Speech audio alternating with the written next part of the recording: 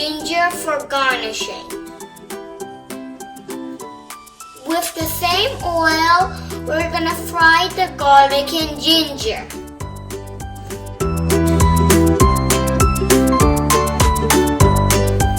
Fry until it's slightly brown and fragrant. Now we're gonna pour in the eggs.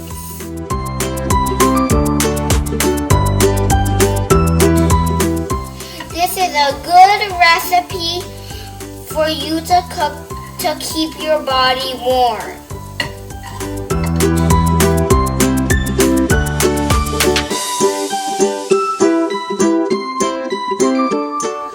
Now we pour in the rice one.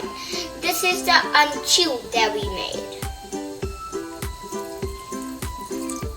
You can pour as much as you want, depending how you like it. We add in some salt and some fried onions.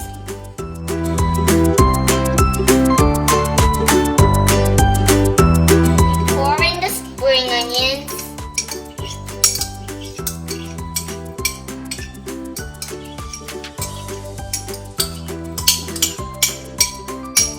We mix it and we're done.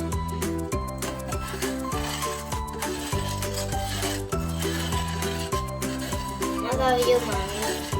I love you too.